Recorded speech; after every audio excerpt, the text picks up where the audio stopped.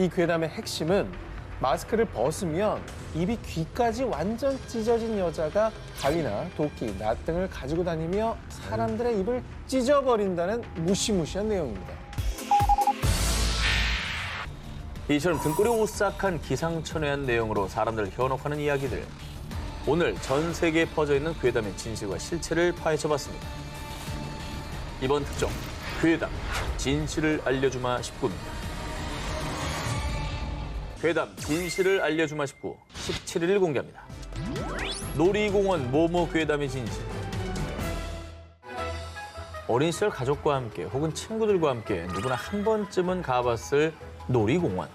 그중에 에이랜드에 얽힌 섬뜩한 괴담을 아십니까? 초점 없이 쳐다보는 눈들이 왠지 모르게 소름 돋았어요. 여기 무서워. 이거 무서워. 어딘데? 아, 여기 또 느리게 가요, 또.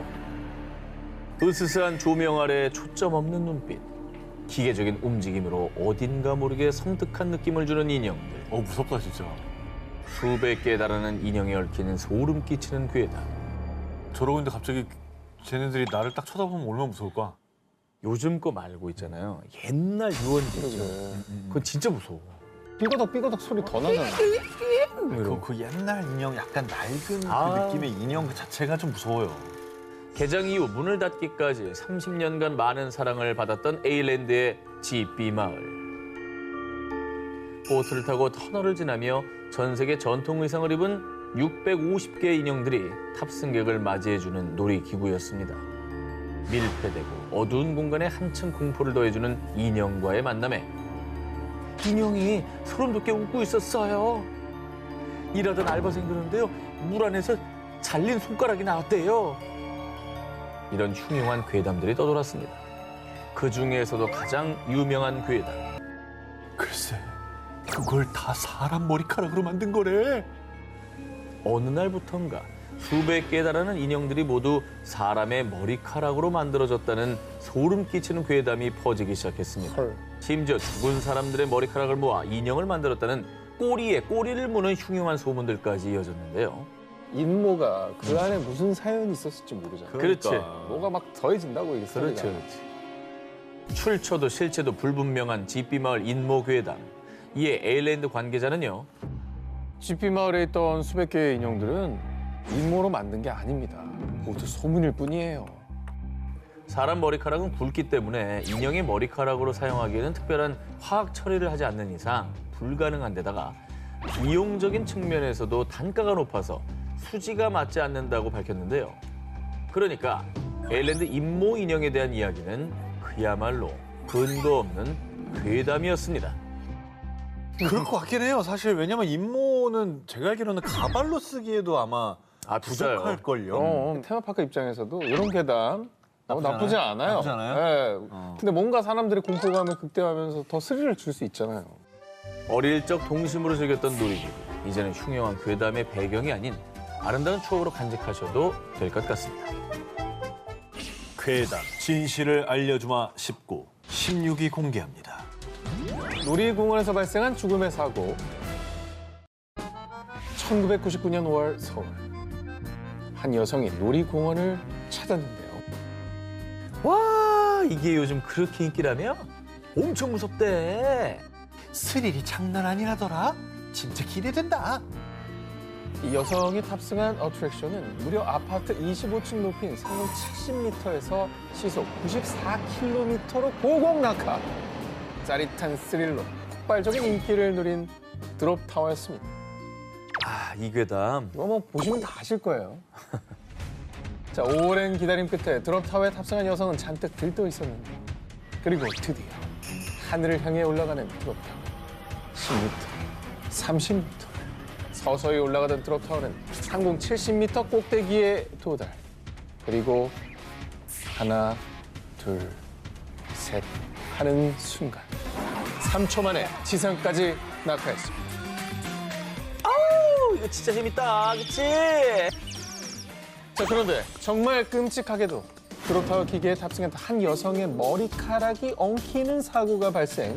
이 사고로 얼굴 피부까지 벗겨지는 심각한 부상을 입은 여성은 결국 사망하고 말았습니다. 저런 얘기가 있었어요? 나 저 얘기 엄청 퍼뜨리고 다녔어. 이거 우리 때 엄청 많이 했는데. 머리가 걸려가지고 그치, 그치. 가죽이 벗겨졌다니. 얼굴 피부까지 벗겨지는. 그렇지. 당시 PC 통신을 통해 알려진 이 사건은 놀이공원 측에서 피해자 가족에게 돈을 주고 입막음을 했다라는 뒷이야기까지 더해졌는데요. 소문이 걷잡을 수 없이 확산되자 실제로 수서경찰서에서 수사에 착수. 진짜? 한 달 동안 놀이공원 인근 병원 응급실과 영안실 등을 조사했습니다. 수사 결과 이 무시무시한 이야기는 모두 거짓으로 밝혀졌고요. 당시 수서경찰서 관계자는요. 수사 중 놀이공원의 다른 어트랙션을 이용하다가 사고를 당했다는 진정서가 접수됐습니다. 이 사고가 부풀려져 유언비어가 퍼진 것 같습니다. 라고 밝혔습니다. 저럼 또 뭐라는지 알아? 돈으로 경찰 입까지 막았대. 이런다 또. 저 진짜 너무 유명한 괴담이어가지고. 진짜 유명했어. 근데 얼마나 많이들 믿었으면 경찰까지 나서 조사를 했겠습니까? 아, 저도 저거 타는데 저도 머리도 짧잖아요. 긴장했다니까요. 그럼 뭐 걸릴 거 없나? 걸릴 거 이렇게. 없나. 맞아. 자, 그리고 이 드롭타워 괴담이 거짓인 근거가 또 있습니다.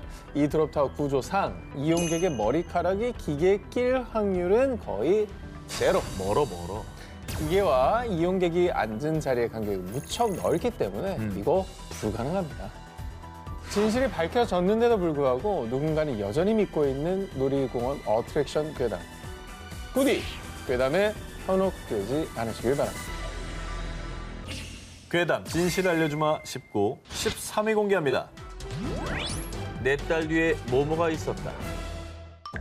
때로는 우리 눈에는 보이지 않는 금기된 존재를 포착하기도 하는 사진.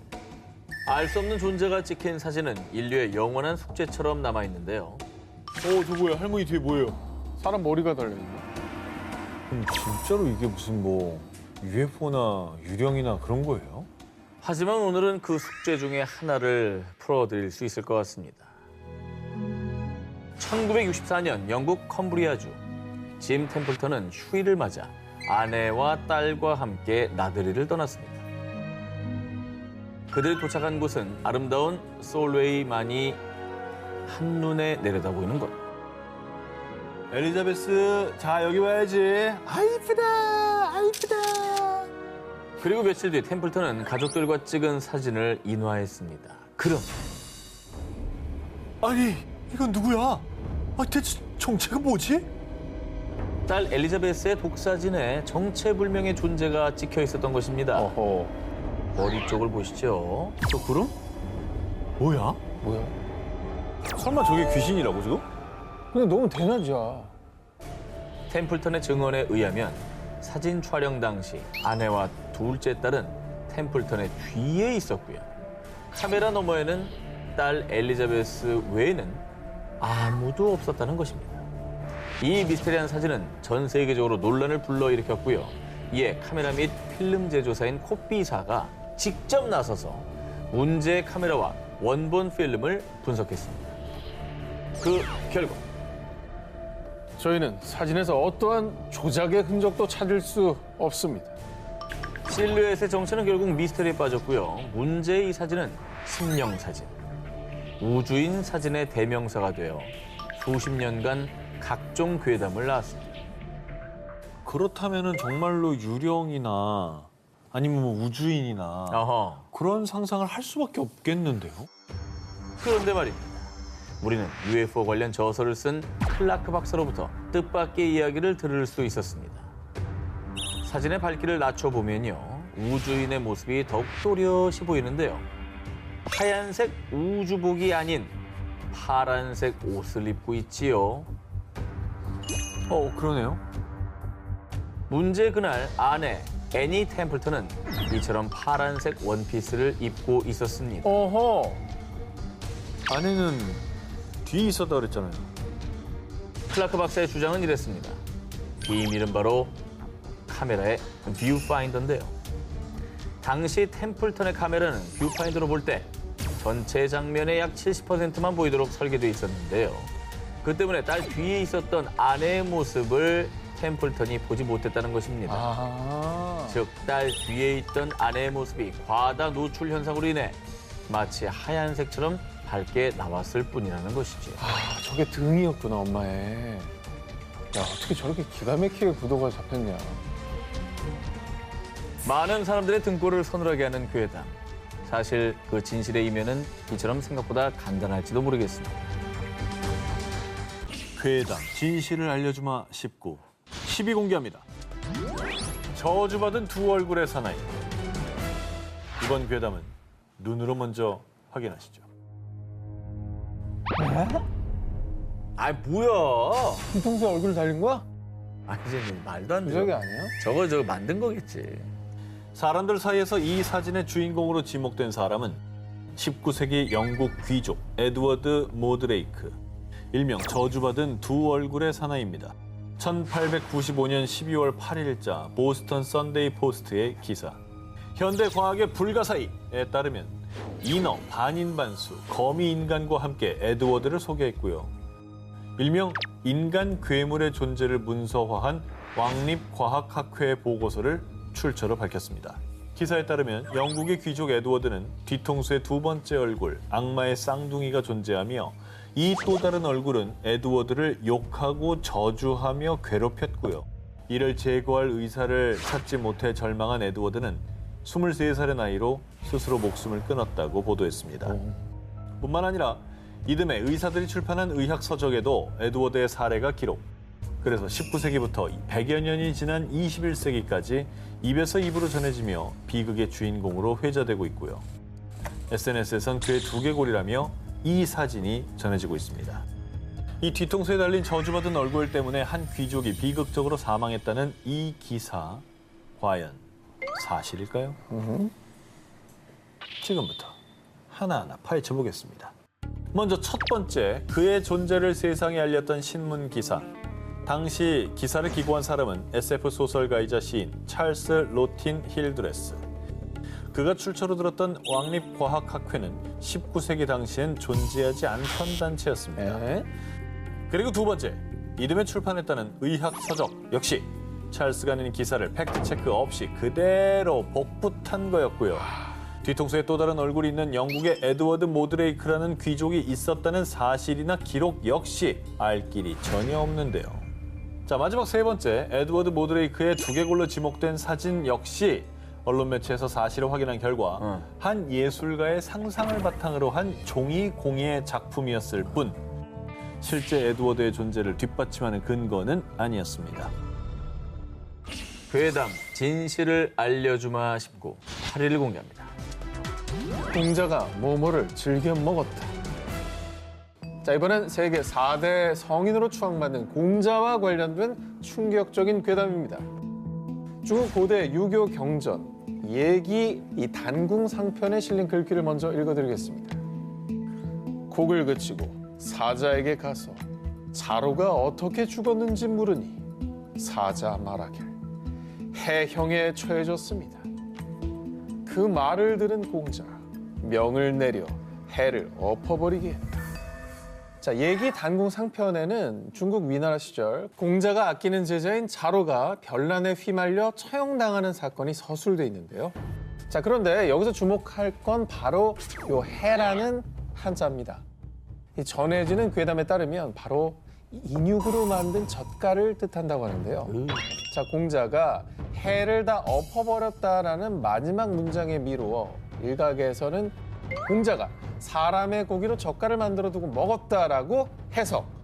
이른바 공자 식인설이 탄생. 지금까지도 많은 이가 이 괴담을 믿고 있습니다. 자, 그런데요, 이 공자 식인설 괴담은 여기서 끝이 아니었습니다. 이 공자가 해형에 처해진 제자 자로의 인육으로 만든 젓갈을 보고 인육을 끊게 됐다며 이 괴담은 꼬리에 꼬리를 물고 일파만파 퍼져나갔는데요. 즐겨 먹다가 자로의 젓갈이 오니까 엎어버렸다고. 이렇게 이제 해석을 해버린 거죠. 잘 끼워 맞춘다. 과연 공자는 정말 인육을 먹었을까요? 괴담의 진실, 그 실마리는 앞서 말씀드린 이 해라는 글자에서 찾을 수 있었습니다. 자, 요 해라는 글자는 앞서 인육으로 만든 젓갈로 알려졌다고 말씀드렸죠. 근데 좀 더 정확한 뜻은 과거 가혹한 형벌 중에 하나인 사람을 죽인 후 잘게 저며 젓갈을 담근다라는 의미의 동사 그리고 두 번째, 이 잘게 저며서 만든 젓갈, 육장, 고기젓을 뜻하는 명사. 이렇게 두 가지 뜻이 있습니다. 자, 중국의 여러 학자들에 따르면 공자 식인설은 해라는 글자를 혼동한 데서 비롯된 낭설입니다. 이 공자의 제자인 자로가 사람을 죽여 젓갈로 담그는 해라는 형벌을 당하자 공자가 슬퍼하며 고기 젓갈 해를 다시는 입에 대지 않았다라는 게 올바른 해석이라고 합니다. 그러니까 해를 인육으로 만든 젓갈이 아닌 단순히 고기 젓갈로 해석을 한다면 전혀 오해할 필요가 없어지는 거죠. 성인 공자의 식인설 괴담, 이제는 믿지도 퍼뜨리지도 말아야겠죠. 괴담 진실 알려주마 식구 7위 공개합니다. 인기 캐릭터 출생의 비밀. 2015년 SNS에 올라온 사진 한 장. 자, 이 두 기자님은 이 사진 보고 뭔가 연상되는 게 있습니까? 오징어 게임. 미니언? 그러네. 정답입니다. 지금 보신 사진은 한 인기 캐릭터의 탄생 괴담과 관련이 있습니다.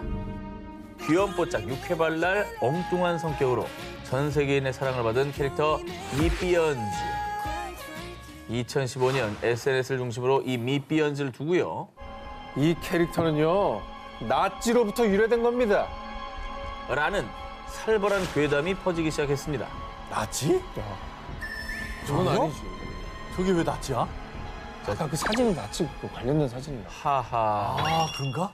미삐언즈의 출생 첫 번째 의혹입니다. 미삐언즈는 나치의 유대인 어린이 피해자가 모티브다. SNS에서 시작된 글과 사진에 따르면 나치는 유대인 어린이들을 대상으로 치클론 B라는 가스 생체 실험을 진행합니다. 유대인 어린이들에게 헬멧을 씌워 가스를 주입했다고 하는데요. 이 헬멧이 바로 미삐언즈의 모티브가 된 사진 속의 저 헬멧이라는 겁니다. 그리고 미삐언이 과거 나치가 유대인 어린이를 뜻하는 말이었다라는 주장과 함께 그래요? 나치의 유대인 어린이 피해자가 미삐언즈의 모티브가 된 거라는 괴담입니다. 두 번째 의혹입니다. 미삐언즈 특유의 엉뚱함과 산만함은 나치의 생체 실험을 반영했다. 앞서 말씀드린 나치의 치클론 B 가스 실험 때문에 미삐언즈의 모티브가 된 유대인 아이들이 정신 이상 증상을 보였는데 이를 미삐언즈의 엉뚱한 성격으로 반영했다는 것이죠. 마지막으로 세 번째 의혹. 미삐언즈의 알아듣기 힘든 외계어도 나치 때문에 생겼다. 독일어를 할 수 없었던 일부 유대인 어린이들이 생체 실험을 당하던 중 히브리어나 다른 언어로 말을 했는데 이를 알아들을 수 없는 나치에게는 외계어처럼 들렸고요. 이를 미삐언즈의 캐릭터로 반영했다는 것입니다. 너무 무서운데 너무 끼워 맞춘 것 같기도 하고. 아무리 그래도 할리우드에서 그러니까. 나치를 범죄 집단이고 악의 상징인데. 악의 상징을 그렇게 썼겠습니까? 그렇습니다. 미삐언즈 출생의 비밀은 애초에 없었습니다. 미삐언즈를 둘러싼 의혹들을 촉발시킨 이 사진. 에헤. 나치가 활개치던 제2차 세계대전도 아니고 아하. 그보다 훨씬 앞선 1908년 영국 왕립 해군 잠수부들의 사진으로 밝혀졌고요. 헬멧도 가스 실험 도구가 아니라 그저 과학자가 개발한 잠수 장비였습니다. 하지만 가짜 뉴스임에도 불구하고 인터넷에서 미삐언즈의 출생과 관련된 근거 없는 괴담이 끊이질 않고 있는데요. 이게 사진이 비슷하니까 또 그렇게 생기는군요, 괴담이. 아니, 재밌게 보던 그 영화가 나치 캐릭터가 될 뻔했네. 어휴, 이거 다행이네요, 진짜. 이거 동심을 지켜줘서 고맙습니다. 그렇죠. 집집마다 미삐언즈 다 끊을 뻔했어요. 그죠? 네. 미삐언즈는 귀여운 미삐언즈일 뿐입니다. 정치적 음모나 숨겨진 사연 이런 거 없으니까요. 애니메이션으로 즐기시기 바랍니다. 괴담 진실을 알려주마 19 6위를 공개합니다. 아시아를 점령한 빨간 마스크 괴담. 어둠이 내려앉은 으슥한 일본의 밤거리. 집으로 향하던 A씨. 아무리 걸음을 빨리 해도 점점 가까워지는 또각 구두소. 그를 뒤따라오는 정체는 바로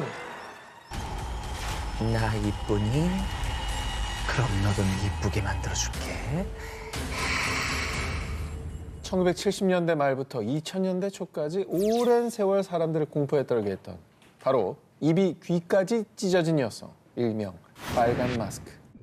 어린 시절 빨간 마스크 얘기에 두려움에 밤잠을 설친 기억 한 번쯤 있으실 텐데요. 근데 실제로 봤다는 사람들도 있었던 것 같아요. 그래서 진짠가 싶었던 기억이 있어요. 어릴 때 들으면서. 저도 저 얘기 듣고 한동안 뒤를 이렇게 막 보면서 걸었다니까. 좀 무서워서 막. 누구 발소리만 나면 엄청 맞아, 무섭고. 골목에서. 1978년 기후현 미노카무시에서 처음으로 소문이 퍼지기 시작한 입이 찢어진 여자에 대한 괴담은 한국으로 건너와 빨간 마스크 괴담으로 알려졌는데요. 이 괴담의 핵심은 마스크를 벗으면 입이 귀까지 완전 찢어진 여자가 가위나 도끼, 낫 등을 가지고 다니며 사람들의 입을 찢어버린다는 무시무시한 내용입니다. 당시 일본에서는 유명 잡지와 신문들의 앞다퉈 특집 기사를 실을 만큼 그 파급력은 대단했는데요. 입 찢어진 여자 출몰에 경찰 출동. 홋카이도 초등학생 집단 히스테리 증후군 호소. 어린아이들은 공포에 외출도 거부. 두려움에 병원까지 찾게 만드는 등 소문에 소문을 더한 괴담은 전염병처럼 퍼져 일본 전역을 공포로 몰아넣었습니다. 근데 저 정도면은 있었던 거 아니에요? 그냥 괴담으로 그냥 퍼뜨리는 정도가 아닌 것 같은데? 지금 생각해보면 설마 저게 정말 진실일까 싶긴 해요. 시작은 일본이었지만 빨간 마스크 괴담은 한국은 물론 또 중국과 대만 등 아시아 전역으로 삽시간에 퍼졌고요. 그로 인한 공포심도 어마어마했습니다. 자, 그렇다면 수십 년간 어린이들은 물론 어른들까지 많은 이들을 공포에 떨게 했던 이 빨간 마스크의 정체 도대체 무엇일까요? 빨간 마스크 괴담의 탄생 원인은 다름 아닌 꽃가루. 꽃가루 때문에 사람이 이상해진 거예요? 알레르기? 돌연변이? 자, 일본의 한 방송에 따르면 빨간 마스크 괴담이 처음 들었던 1978년 기후현은 기록적인 꽃가루 날림이 있어 대다수의 사람들이 마스크를 착용했다고 합니다. 자, 일본에서는 누군가 인사를 하면 마스크를 벗으며 답하는 게 예절인데요. 당시에 이 빨간 립스틱을 바르는 게 유행이어서 이런 사회적 현상이 과장된 괴담으로 발전했을 가능성이 높다고 합니다. 근데 이제 하도들 이제 마스크를 쓰고 다니니까 전혀 예상치 못했던 빨간색이 나오니까 깜짝 놀라는 거죠. 거기서 괴담이 나왔다. 네. 어. 빨간 마스크 괴담으로 어린 시절 공포에 떨었던 분들이 계시다면 오늘부터는 공포를 떨쳐내시고 두 다리 쭉 뻗고 주무시길 바랍니다. 괴담 진실을 알려주마 싶고 5위를 공개합니다. 네 얼굴 내놔. 그린맨 괴담의 진실. 미국 펜실베니아의 한 국도. 한밤중에 터널 근처를 걷는 사람들. 야, 여기 맞아? 진짜 담배랑 맥주를 주면 나 타는데. 맞다니까. 야야. 에? 저기 뒤에 진짜 얼굴이 없어. 내 얼굴만은 가져가지 마세요. 이들 앞에 나타난 것은 찰리 노 페이스, 얼굴 없는 남자, 일명 그린맨이었습니다. 미국, 특히 펜실베니아에선 5, 60년대부터 얼굴 없는 남자를 보았다는 목격담이 속출하며 많은 사람을 공포에 떨게 했고요. 그린맨이 얼굴을 뺏어간다는 무시무시한 괴담이 수십 년 동안 이어지고 있는데요. 근데 얼굴 없는 사람이 얼굴을 뺏어간다는 괴담 이거 가짜죠. 분명 괴담이지만 우리는 그 실제 주인공을 확인할 수 있었습니다. 먼저 그린맨의 정체는 흉악한 괴물도 악당도 아닌 평범한 남성 레이먼드 로빈슨. 뭐야 이거? 사실 그는 어린 시절 전신주 위에 있는 새 둥지를 내리려다가 그만 아이고. 감전당하는 사고를 당하고 말았는데요. 실물이네. 겨우 목숨을 건졌지만 온몸에 화상을 입은 탓에 얼굴이 거의 녹아내리고 팔 한쪽도 잃게 됐습니다. 아이고. 그냥 좋은 마음으로 했던 건데. 그렇습니다. 새들 살려주려고. 사고로 얼굴을 잃은 로빈슨은 사람들이 자신을 보고 놀랄까 봐 거의 집 안에서만 생활했고요. 주로 어두운 밤에 국도를 따라 터널 인근을 산책하는 것이 그의 유일한 취미였는데요. 그런데 으아! 초록색 괴물이다! 종종 밤중에 로빈슨과 마주친 사람들이 놀라는 일이 발생. 그리고 운전 중 마주친 사람들이 헤드라이트에 반사된 그의 얼굴이 초록빛을 띤 것을 보고 그를 그린맨이라고 불렀고요. 심지어 그의 외모 때문에 얼굴을 뺏어간다는 말도 안 되는 괴담까지 터지게 된 겁니다. 좀 슬프다. 뿐만 아니라 괴담이 퍼지자 호기심의 그를 보기 위해 로빈슨이 좋아하는 담배와 맥주를 가져오는 사람들까지 생겨났는데요. 이건 괴담으로 보기가 힘드네요. 이건 슬픈 얘기지, 이거는. 슬픈 얘기고 특히 저 로빈슨 저분한테는 얼마나 상처가 됐겠어요, 그 말이. 그리고 좀 따뜻하게 대해주셨으면 좋았을 텐데. 1985년 로빈슨이 세상을 떠난 후 지금까지도 일부 사람들은 그린맨 괴담을 믿고 있는데요. 누군가의 아픔을 괴담으로 떠드는 것이 과연 옳은 일인지 생각해봐야 하지 않을까요? 이제부터라도 공포스러운 괴담의 주인공이 아닌 한 사람의 인생으로 기억되길 바랍니다. 괴담 진실을 알려주마 19 3위를 공개합니다. 아파트 문 앞에 적힌 의문의 표시. 지난 4월 전국을 떠들썩하게 했던 사건입니다. 한 아파트에 거주 중인 입주민 A씨. 하루는 집 앞 소화전에 무언가 글씨가 적힌 것을 발견했는데요. 소화전에 적혀있던 글씨는 생후 7개월 된 A씨 아기의 이름. A씨는 당황할 수밖에 없었는데요. 그런데 말입니다. A씨는 이내 현관문 옆에 적힌 의문의 숫자도 발견했습니다. 5759. 자, A씨가 이 숫자를 인터넷에 검색해 보니 이 숫자들은 고대 히브리어로 어린아이라는 뜻이었는데요. 에이? 진짜? A씨의 집 앞에 누군가 은밀히 적어놓은 이 암호. 그는 대체 누구며 이런 암호를 적은 이유는 무엇일까요? 아, 기분 나쁘겠다. 영화 숨바꼭질에 저런 게 나오잖아요. 그렇죠. 표시를 막 해놨죠. 어. 더 충격적인 건 당황한 A씨가 다른 세대 앞에 소화전들도 확인한 뒤였습니다. 해당 소화전들에도 입주민의 이름이 적혀 있는 것을 포착. 그리고 소름 끼치게도 소화전에 적힌 이름들이 주로 여성이나 노약자란 사실까지 확인했습니다. 자, 이 사건이 인터넷에서 논란이 되자 경찰이 수사에 착수했는데요. CCTV를 분석해 범인을 추적한 결과 드디어 범인의 정체가 밝혀졌습니다. 누굽니까? 누구였어요? 자, 범인이 밝힌 충격적인 진실. 저 우편물 배달할 때 헷갈리지 않게 이름을 적어둔 것뿐이에요. 네, 수많은 이들을 공포에 떨게 한 이 아파트 괴담의 범인은 바로 우체국 직원. 또 생후 7개월 된 아기의 이름을 적어둔 것도 입주민 A씨가 아기의 이름으로 택배를 받은 적이 있었기 때문이었습니다. 깜짝 놀랐네. 그럼 얘기를 하고 써놔야지, 그거를. 아, 참, 정말. 그러니까 누가 그렇게 작게 표시했는데 이걸 알아볼까 하는 거죠. 5759는 뭐예요? 그 히브리어라고 그랬잖아요. 네. 그 히브리어 전공자였어요? 괴담에 불을 지핀 이 의문의 숫자, 어린아이를 뜻하는 히브리어 5759는요. 사실 우체국 직원이 쓴 게 아니라 단순히 전에 사시던 세입자와 관련된 번호였다고 합니다. 근데 소름 돋을 일이죠. 네. 입주민들 사이에 공포가 생길 법한 일이에요. 우체부 아저씨가 일을 잘하려고 한 건 알겠지만 이런 거는 안 하는 게 좋습니다. 안 하는 게 좋을 것 같아요. 결국 뭐 이게 단순한 해프닝으로 끝나서 참 다행이라는 생각이 듭니다. 괴담, 진실을 알려주마 싶고 2위를 공개합니다. 귀신 출몰 성지로 떠오른 영화관. 이번 특종은 우리나라 괴담의 성지 한 영화관에 얽힌 얘기입니다. A 영화관 아르바이트생인 B 씨. 그날은 심야 영화 상영이 있는 날이었습니다. 이 영화 예매한 관객이 한 명뿐이네. 와, 혼자 영화 볼 정도면 이 영화 엄청 좋아하나 보다. 그런데 상영 시간이 임박했는데도 예매한 관객은 모습을 보이지 않았는데요. 하지만 관객이 뒤늦게라도 입장할 수 있기에 영화는 제 시간에 맞춰 상영됐습니다. 그리고 얼마 뒤 저 사람 언제 들어왔지? 들어오는 건 못 봤는데.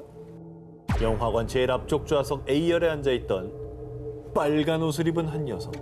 그리고 무슨 이유에선지 그 여성은 등까지 돌리고 B 씨를 계속 뚫어져라 쳐다봤는데요. 왠지 모르게 오싹한 기운을 느낀 B 씨. 당황해서 상영관을 나왔다가 바로 상영관에 다시 들어갔는데요. 그런데 대체 어찌된 일인지 텅 빈 상영관. 방금 전까지 상영관 좌석에 앉아 B 씨를 뚫어져라 쳐다보던 그 빨간 옷의 여성이 온데간데 없었습니다. 그리고 영화 안 보고 나 쳐다보고 있었잖아. 근데 사실 여기 떠도는 괴담 이거 말고도 되게 많아요. 많아요. 알아요. 이 영화관에서 일어난 미스터리한 일은 그뿐만이 아닙니다. 이 영화관에는 3개의 엘리베이터가 있는데요. 그중 가운데 엘리베이터만 유독 이상한 일이 일어난다고 합니다. 엘리베이터의 정원은 20명. 그런데 겨우 5-6명밖에 타지 않았는데도 정원 초과! 벨이 울리는 것이었습니다. 이 밖에도 이 영화관에서 귀신을 목격했다는 다양한 목격담이 속출, 괴담에 괴담이 더해지고 있는데요. 하지만 그 모든 것이 확인된 바 없는 괴담일 뿐.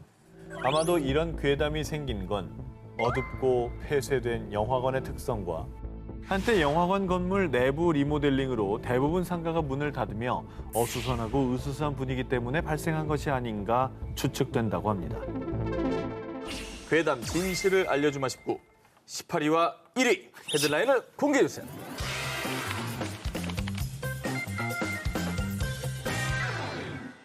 (1954년 7월) 일본 하네다 공항 유럽발 도쿄행 비행기를 타고 입국한 한 백인 남성.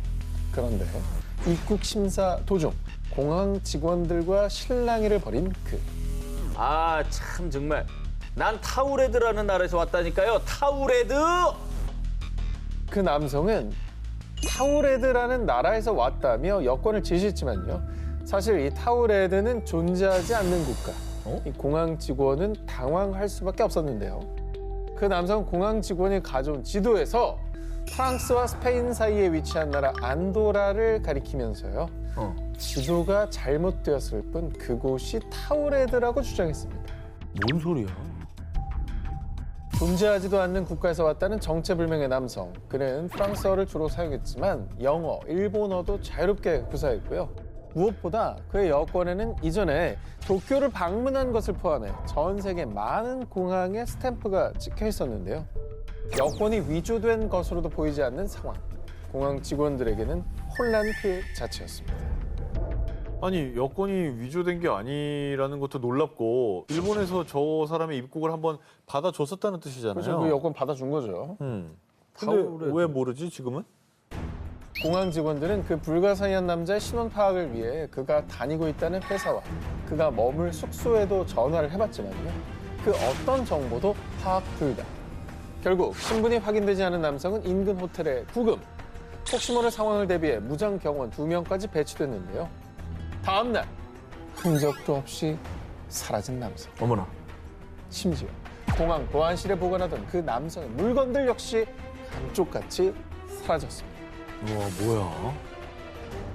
도무지 설명할 수 없는 불가사의한 일에 일각에서는 그를 시간여행자라고 주장합니다. 평행우주와 시간여행을 믿는 사람들 사이에서는 대표적인 사건으로 통했습니다. 3,000년 정도 뒤에 타우레드라는 나라가 생기나 보다. 아니, 나는 오히려 시간여행이라기보다는 저 평행세계 이론이 이 경우에 더 맞는 것 같아요. 불현듯 사라진 시간여행자. 그런데 이 괴담은 사실 실제 사건을 기반으로 한 것이 맞습니다. 실제라고 이게? 이 신비로운 남성의 이름은 존 제그로스. 1960년 일본의 위조 여권으로 입국한 혐의 등으로 1년형을 선고받아 일본에 구금됐었던 실존 인물이었는데요. 하지만 그가 타우레드에서 온 시간여행자라는 거는 거짓. 위조 여권으로 입국한 실제 사건에 루머가 더해지면서 괴담이 되어 퍼진 겁니다. 아, 미조 여권은 사실이고 타우레드는 덧붙여진 거구나. 그렇습니다. 그 양념이 더해지면서 괴담으로 확장된 것 같아요. 존재하지 않은 나라에서 온 남자. 많은 이들을 현혹시킨 시간여행자 괴담은 한 범죄자로 인해 일어난 해프닝이었습니다. 1972년 미국 캘리포니아에 위치한 세다스 시나이 병원에 나타난 수상한 여인. 피범벅인 흰 가운을 입고 마치 마네킹처럼 창백하고 무표정한 얼굴. 그리고 병원에 있는 사람들을 얼어붙게 만든 것은 이 여인의 입에 물려있던 죽은 고양이였습니다. 우와. 왜 고양이를 물고 있어? 표정을 떠나서 고양이를 입에 물고 있는 왜 거 입에 너무 어떻게 물어? 여인은 곧 고양이를 입에서 뱉어냈고 의료진은 그녀를 병실로 옮겨 깨끗한 옷으로 갈아입혔는데요. 얼굴 뭐야? 잠시 뒤 의료진이 진정제를 투여하려 하자 나는 본것 같아. 이거. 갑자기 거세게 저항하더니 내내 무표정한 얼굴로 있다가 의사를 향해 씩 미소를 지어 보이는 여인. 그런데 뭐야? 왜 사람 입안에 치아가 아니라 가시가 있어? 아, 뭐야? 당신 도대체 정체가 뭐야? 심상치 않은 여인의 정체에 곧바로 출동한 병원 경비원들. 하지만 눈 깜짝할 사이에 여인은 의사에게 달려들어 목을 물어뜯었는데요. 그리고선 의사의 귀에 대고 나는 신이다. 피를 흘리며 죽어가던 의사가 마지막으로 목격한 것은 기괴한 여인이 경비원들마저 물어뜯어 죽이는 광경. 뭔 소리야? 실화예요? 이거 뭐 SF 영화 장면 같아요, 그죠? 지금 들려드린 얘기는요, 2012년 미국인들을 공포에 떨게 한 일명 무표정 여인 괴담입니다. 실제로 존재하는 병원을 배경으로 하는 데다 사진까지 존재하다 보니 대화제. 이 괴담이 어찌나 화제가 됐던지 단편 영화로도 제작됐을 정도입니다. 하지만 우린 한 웹사이트에서 진실을 마주할 수 있었습니다. 1972년 6월 피 묻은 흰 가운을 입은 여성이 세다스 시나이 병원에 나타났다.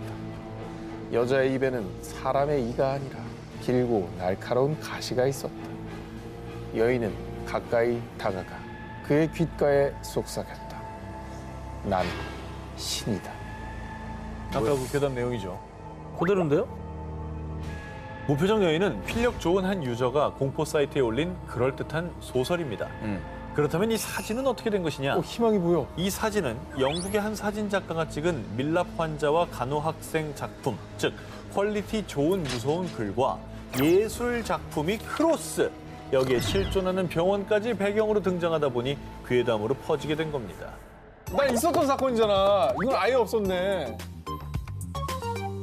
불안한데? 오늘의 데스크 공포 컨텐츠 크리에이터 윤시원님을 영상으로 만나보겠습니다. 안녕하세요. 네, 안녕하세요. 윤시현입니다. 자, 오늘 저희 기사에 대한 총평 부탁드리겠습니다. 진실인지 거짓인지 알 수 없는 괴담은 모두가 두려워하지만 또 동시에 모두가 궁금해하고 빠져드는 이야기.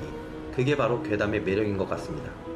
우리의 머리를 쭈뼛서게 했던 그 괴담들의 진실과 제가 몰랐던 괴담들을 조사하는 시간으로서 재밌는 시간이었습니다. 자, 그럼 1위 기사는 뭡니까? 1위는 바로 병원에 나타난 무표정 여인의 정체입니다. 우리나라에도 정신병원에 대한 괴담이 있었지만 해외에도 유사한 정신병원 괴담이어서 더욱 무서웠고 사진 한 장만으로도 공포에 떨게 만드는 무시무시한 괴담입니다. 또 동시에 이 괴담이 진실이 아니라 거짓이라는 게 감사하기도 한 마음에 1위로 선정하게 되었습니다. 자, 오늘 프리한 데스크 윤시원님 고맙습니다. 고맙습니다. 올여름 무더위를 시원하게 날려줄 오싹한 이야기들로 준비했습니다. 이번 특종 여름 특집 끊임없는 도시괴담 19. 여름 특집 끊임없는 도시괴담 19 6위를 공개합니다. 그 섬에 가면 절대 하지 마세요. 일본 후쿠이현, 아름다운 절경을 이루고 있지만 사람이 살지 않는 오시마 섬. 오시마 섬을 여행하고 집으로 돌아가던 한 남성. 그런데 어쩐 일인지 갑자기 GPS 오류가 나며 길을 잃었습니다. 그리고 당황한 그의 눈앞에 떨어진 검은 물체. 정말 소름 돋게도 사람의 머리였습니다. 갑자기? 머리가 갑자기 떨어졌다고? 뚝 떨어진 거죠. 어디서 떨어져요? 말이 이게? 돼? 그가 이런 기이한 일을 겪은 이유. 바로 오시마 섬에서 절대 하지 말아야 하는 불문율처럼 전해져 오는 금기사항을 어겨 저주를 받았기 때문입니다. 뭘 어겼길래 사람 머리가 떨어져? 오시마 섬에서 절대 하면 안 되는 첫 번째 금기 행동. 바로 섬을 시계 반대 방향으로 도는 것. 섬을 시계 반대 방향으로 돌 경우 죽은 자의 세계로 옮겨져 저주를 받는다고 합니다. 야, 시계 반대 방향으로 걷는 것만으로 그런 일이 생긴다고? 절대 가면 안 되는구나. 이거 굉장히 도전 정신을 자극하는데? 어떻게 하라고 도전? 저기 모터 없는 안 되는 데 같아요. 걸어서만 갈 수 있는 데 같아요. 걸어가시면 돼요. 걸어가야지. 그리고 두 번째 금기 행동. 자정에 이 섬의 빨간 다리를 절대 건너지 말 것. 밤에 오시마 섬의 다리를 건너면 마치 물귀신처럼 죽은 자들의 팔이 몸에 달라붙어 물속으로 끌어당긴다고 합니다. 저 정도 다리는 밤에 가긴 좀 무서운데요? 아, 너무 무섭지. 굳이 저런 얘기가 없어도 밤에 저길 가기에는 좀 그런데. 저는 이유가 궁금해요. 왜 저렇게 흉흉한 괴담이 음. 생긴 건지. 오시마 섬에 흉흉한 괴담이 떠도는 이유, 바로 이곳이 죽은 자들의 혼이 모이는 곳이기 때문이라고 합니다. 오시마 섬에서 가까운 곳에 일본의 해안 경승지이자 자살로 유명한 절벽 도진보가 있는데요. 아이고. 종종 도진보에서 자살한 시신들이 오시마 섬으로 떠내려와 그 혼들이 모였다는 얘기가 퍼졌기 때문입니다. 그래서 이제 오시마 섬의 빨간 다리를 건널 때면 누군가가 발목을 잡는 듯한 그런 느낌을 받은 사람이 많다고 합니다. 이런 소문을 들으면 그냥 거기 안 가게 되는 거 아니에요? 돌아가신 분들이 실제로 모이기도 한다고 하니까. 시신들이 모이니까. 저기 갔다가 그런 걸 또 마주할 수도 있는 거잖아요. 자, 금기 사항을 어겼을 때 죽음의 세계로 데려간다는 오시마 섬의 괴담이었습니다. 현재 점수는 오상진 기자와 제가 33점, 그리고 한 기자가 36점으로 선두를 달리고 있지만 아유. 사실상 꼴찌로 봐야 사실상 되겠죠. 꼴찌죠. 여름 특집 끊임없는 도시괴담 19 5위를 공개합니다. 옷장에 모모가 산다. 2021년 어느 늦은 밤 혼자서 잠을 자던 2살배기 소녀의 방에서 들린 비명소리, 그리고 소녀의 입에서 나온 충격적인 이야기. 엄마가 옷장에서 저를 불러요. 자꾸만 놀아달라고 하는데 너무 무서워요. 아니, 엄마가 부르는데 왜 무섭지? 엄마가 부르면 좋은 거 아닌가? 아니면 이제 뭐 슬픈 사연으로 엄마가 낳다가 뭐 돌아가셨다. 아하. 그런데 말입니다. 정말 놀라운 사실은 아이의 엄마는 멀쩡히 살아 있었습니다. 아유, 다행이다. 옷장에서 아이를 부른 적도 없다고 합니다. 그럼 뭐예요? 아이를 누가 불렀다며? 아기가 들었다며? 그리고 엄마 소리였어요. 그 정체가 뭐예요? 매일 밤 아이가 혼자 있는 방에 나타나는 이른바 엄마 도플갱어 유령. 이 이야기는 올해 6월 아이의 엄마 크리스티나가 SNS에 게시하며 조회수 430만 회 돌파, 화제가 됐습니다. And she said, well, it's just, she's like, Mommy, there's someone else that comes in here. She looks just like you, but I know she's not you. There's someone who comes in here after I put you to bed that looks like me, but isn't me. And she's like, she looks just like you, Mommy, but she wants me to follow her inside my closet. And I don't want to go with her. 근데 왜 하필 또 옷장 안에서 불러? 그 엄마랑 똑같이 생겼는데 확실히 엄마는 아니다. 옷장 귀신들이 있어. 야, 근데 완전 작정하고 꼬셔가려고 엄마의 모습을 하고 나타나는 거 아니에요? 하하. 크리스티나도 매일 밤 아이의 방에 나타난다는 자신과 꼭 닮은 존재의 정체가 궁금했습니다. 그래서 딸의 방에 카메라까지 설치했는데요. 하지만 아무것도 포착되지 않았다고 합니다. 그런데 도플갱어 귀신을 본 건 크리스티나의 가족만이 아니었습니다. 이 이야기를 들은 일부 누리꾼들은요. 저도 어릴 때 똑같은 경험을 한 적이 있어요. 심지어 저희 엄마는 제 방에 다른 사람이 있는 줄 알았대요. 어떤 유령들은 사람의 목소리와 외모까지도 따라하기도 해요. 미국에서 어린 시절 크리스티나의 딸처럼 부모님과 같은 모습, 그리고 같은 목소리로 나타난 유령을 본 사람들이 많았다는데요. 이게 유사한 사례가 많으면 신빙성이 더해지니까. 가족과 같은 모습으로 어린아이들을 홀리는 도플갱어 유령, 정말 존재하는 걸까요? 왜 하필 어린아이들에게만 나타나는 걸까요? 여름 특집 끊임없는 도시 괴담 19 4위 공개합니다. 약수터에 모모가 나타난 이유. 2001년 8월 경상남도 사천의 어느 산. 밤 9시쯤 A씨는 약수터를 지나고 있었습니다. 그 순간. 귀신이다! 사람 살려! 귀신을 보고 혼비백산에 산에서 내려온 A씨. 그런데 약수터에서 귀신을 봤다는 사람은 A씨뿐이 아니었습니다. 같은 달 다른 동네 주민 2명 또한 저녁 무렵 약수터에서 소복을 입은 귀신을 목격.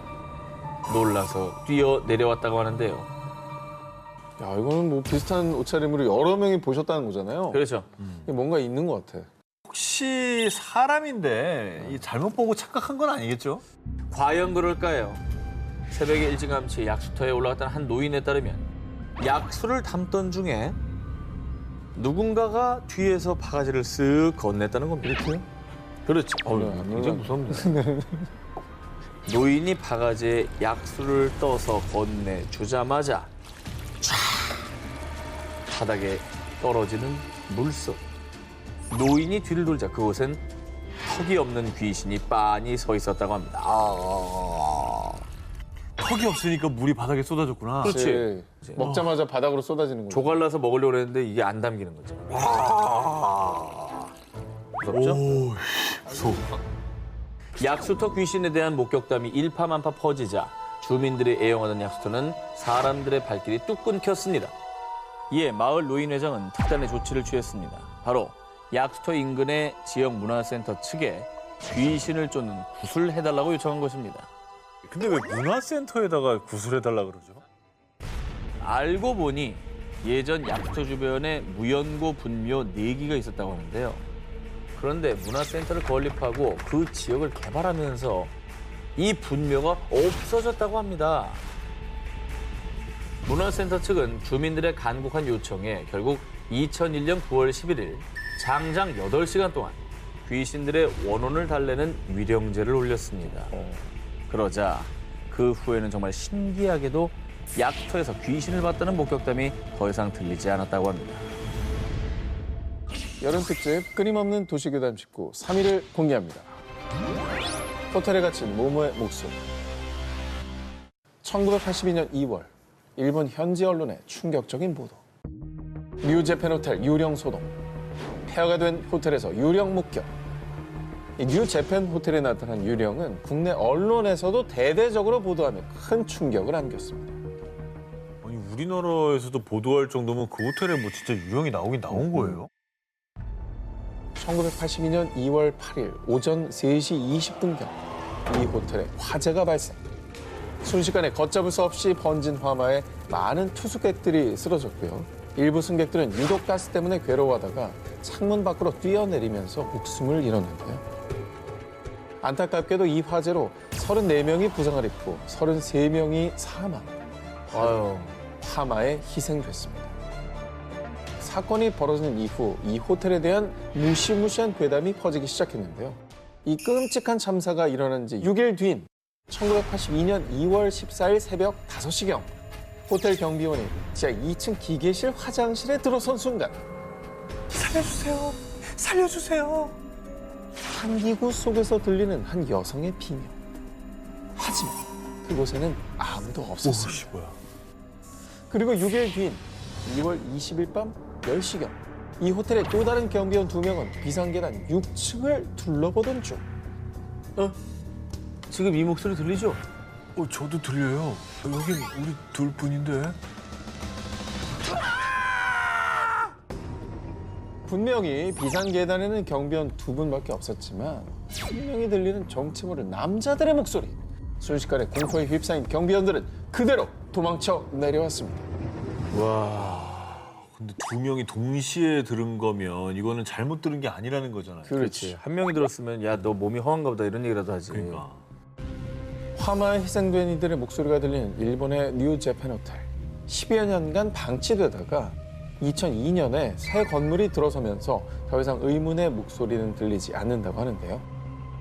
화재로 폐허가 된 호텔에서 들리던 유령의 목소리. 정말 그 목소리는 화재로 희생된 이들의 피 맺힌 절규였을까요? 이제는 부디 그 끔찍한 기억에서 벗어나 편히 쉬고 있기를 바랍니다.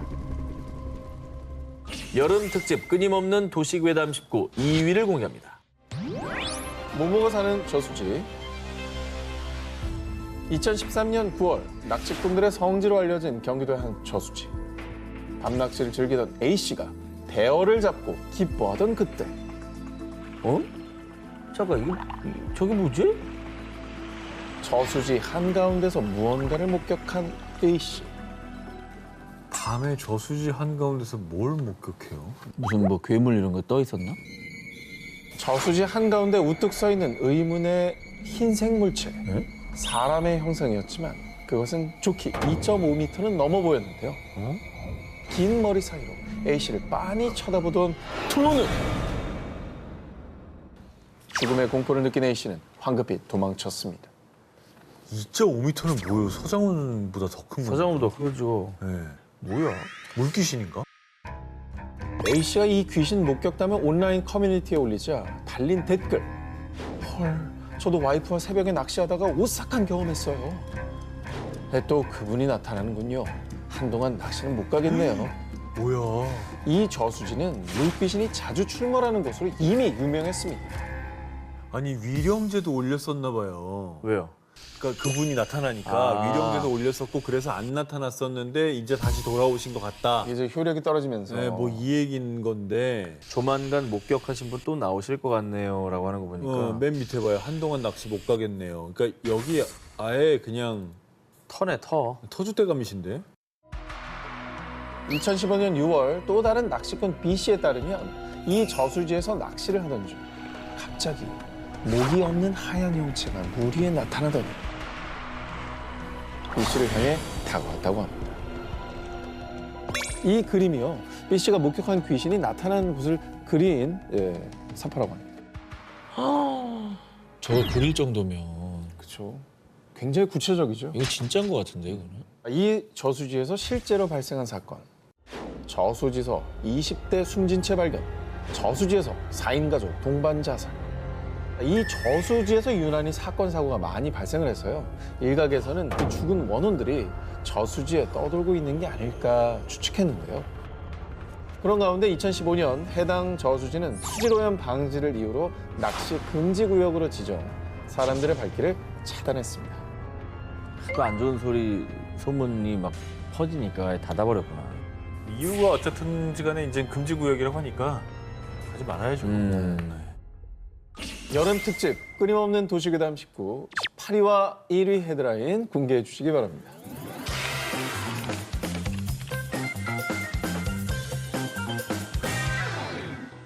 (1700년대) 초반 조선시대. 당시 사람들을 극도의 공포로 몰아넣은 아주 기괴한 괴담이 있습니다. 아니, 옆 동네 박 씨 집에서 또 애가 없어졌다며? 아휴, 올해 들어서만 대체 몇 번째야. 아니 불안해서 애들을 두고 어디 일도 못 가겠다니까. 그 당시 어린아이들이 갑작스레 사라지는 경우가 비일비재했다는 겁니다. 야, 이거 뭐 애들이 납치당한 거예요? 그러니까 그러면? 뭐 인신매매 같은 게 있었나? 아이들이 갑자기 사라진 이유가 무엇이냐? 당시 조선 일대 파다했던 소문. 사라진 애들은 아주 사악한 주술에 희생당한 거래. 이 사악한 주술, 일명 연매에 관한 이야기는 조선 후기 실학자 성호 이기 천지만물 등에 쓴 저서 성호사설 제5권에 자세히 적혀 있습니다. 연매는 주로 무당들이 어린아이를 납치하는 곳에서부터 시작. 배가 고파요. 밥 좀 주세요.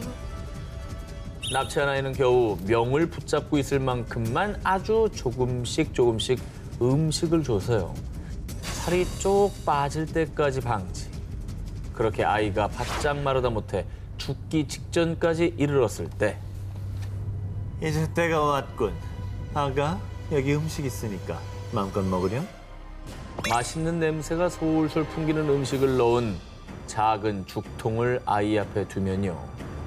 굶주림에 잔뜩 시달린 아이는 앞뒤 가리지 않고 죽통 안으로 달려든다는 것입니다. 그리고 아이가 음식을 먹기 위해 죽통 안으로 들어간 바로 그때 날카로운 칼로 아이를 찔러 빠르게 죽인 뒤 아이의 원혼이 밖으로 빠져나가는 것을 막기 위해 곧바로 입구를 봉쇄. 배고픔과 갈증, 원한과 증오로 가득 찬 상태로 죽통에 매어 죽고만 어린아이의 원혼. 그리고 이런 주술 행위를 소위 연매라고 불렀던 것입니다. 너무 살벌하고 자극하고. 끔찍한 얘기다. 그러니까 이게 진짜 저서에 남아있는 내용이라는 거잖아요. 실제 있었던 얘기란 얘기죠. 그러니까 왜 하는 거예요, 이런 짓을? 아하. 괴담에 따르면요, 이 잔혹한 연매는 주로 신기가 떨어져 능력이 없어진 무당들이 사용했다고 합니다. 연매를 한 무당이 동네 부잣집을 돌아다니면서요, 죽통에 가뒀던 원한에 찬 아이의 영혼을 풀어 사람들에게 각종 질병 등을 옮긴 뒤 가족을 살리고 싶은가? 내게 방도가 있네. 대신 그 대가는 두둑이 내놔야 할 걸세. 사람들이 무당에게 병을 낫게 해달라고 빌면 아이의 영혼을 다시 죽통 안으로 유인, 그 질병들을 낫게 했고요. 그 대가로 돈과 곡식 등을 챙겼다고 합니다. 더 나쁘네, 더 나빠. 사악하다, 진짜. 그러니까 아이를 죽인 것도 모자라서 그걸 이용해서 또 다른 사람에게 고통을 주고 이용을 했다는 거잖아요. 일부 무당들의 삐뚤어진 욕심에 잔혹하게 희생당한 아이의 영혼들은 억울함으로 원귀가 되어 부천을 떠돌았다고 합니다.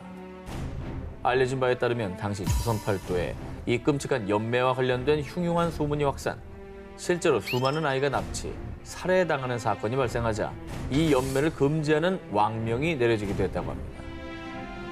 진실인지 거짓인지 모를 옛 기록에 남아있는 조선의 잔혹한 주술 연매.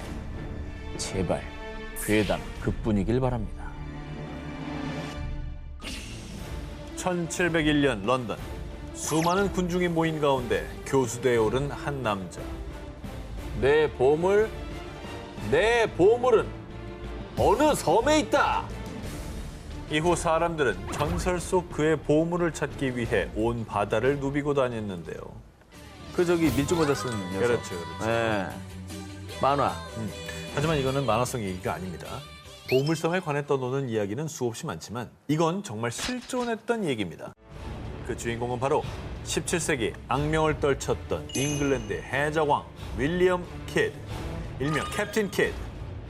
그가 죽기 전 어느 섬에 남겼다는 보물 때문에 21세기인 지금까지도 수많은 트레저 헌터들이 전 세계 바다에서 그의 보물을 찾고 있습니다. 근데 이거 뭐 어딘지 지도도 없고 세상에 섬이 우리나라만 뭐 수천 개인데. 힌트가 너무 없어. 그러니까. 그런데 일본 오키나와의 오가미 섬에서 실존했던 해적 캡틴 키드의 보물이 잠들어 있다는 소문이 전해져 내려오고 있습니다. 진짜 해적의 보물이 저쪽에 있다는 거잖아요, 그러면. 그렇습니다. 1937년 일본 외무성에 한 통의 편지가 도착했습니다. 오호. 익명의 미국 정보원이 보냈다는 편지엔 캡틴 키드가 일본 남쪽의 섬에 보물을 숨겼을지 모르니 그 섬을 찾아주었으면 한다는 내용과 함께 캡틴 키드가 친필로 그린 지도의 사본이 동봉돼 있었다고 하는데 진짜? 당시 외무성에선 편지를 무시. 하지만 이 편지 내용을 입수한 미국과 일본 언론들이 대대적으로 보도했고요. 1966년엔 오키나와 타임즈가 또 한 번 보도하며 화제가 됐습니다. 그런데 그 남쪽 섬 혹시 오가미 섬 아니야? 사람들이 캡틴 키드가 보물을 숨겼다는 섬을 오가미 섬으로 추측한 이유. 보물 지도에서 묘사된 섬이 오가미 섬과 유사했으며 캡틴 키드가 사망하기 약 3년 전인 1698년에 외국의 해적들이 오가미 섬에 침입, 주민들을 모조리 학살한 뒤 섬의 동굴에 보물을 감추고 떠났다는 전설이 전해지고 있었던 겁니다. 그러니까 소문 속 캡틴 키드의 보물 이야기와 실제 오가미 섬에 전해지는 전설 속 이야기가 어느 정도 맞아떨어진 겁니다.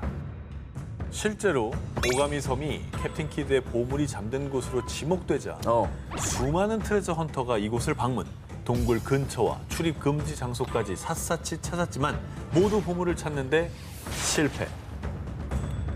오히려 의문의 병을 앓거나 심지어 죽는 사람까지 발생했다는 또 다른 괴담까지 발생했고요. 동굴 입구를 찾은 주민에 따르면 유골만이 가득했다는데요. 캡틴 키드는 정말 오가미 섬에 보물을 숨겼던 걸까요? 아니면 이 섬엔 사람들을 이끄는 또 다른 무언가가 있었던 걸까요? 오늘의 데스크 공포 콘텐츠 크리에이터 K짱님을 영상으로 만나보겠습니다. 안녕하세요. 안녕하세요. 안녕하세요. 프리한 19 시청자 여러분. 저는 공포 크리에이터 K짱입니다. 네, 저희 기사들 어떻게 보셨는지요? 이 괴담이라는 건 증명되진 않았지만 마치 사실처럼 떠도는 이야기를 뜻하는데요. 하지만 이 도시 전설은 어느 정도의 현실성을 기반하여 떠도는 소문들이기 때문에 뭔가 조금 더 소름이 끼쳤던 것 같습니다. 하지만 이 도시 전설이나 괴담으로 인해 피해를 보았던 사람들도 분명 있었던 만큼 너무 맹신하지는 않으셨으면 좋겠네요. 자, 굉장히 중요한 순간인데 한 기자님과 정 기자님의 기사 중 오늘 1위 기사는 무엇입니까? 캡틴 키드! 오늘의 1위는 찾아라. 가 아니라 아이의 원혼을 이용한 주술입니다. 아 진짜 승질날 뻔했어. 네, 아니 근데 이 기사를 1위로 선정한 이유도 궁금한데요.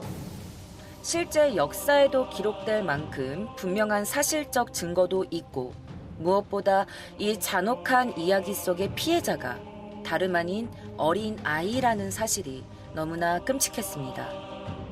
요새 가슴 아픈 아동학대 사건들이 부지기수로 일어나고 있는데요. 다시 한번 아동학대의 위험성과 잔혹성을 경각시켜주는 도시전설인 것 같아서 1위로 선정하였습니다. 자 오늘 프리한 데스크 K장님 고맙습니다. 고맙습니다.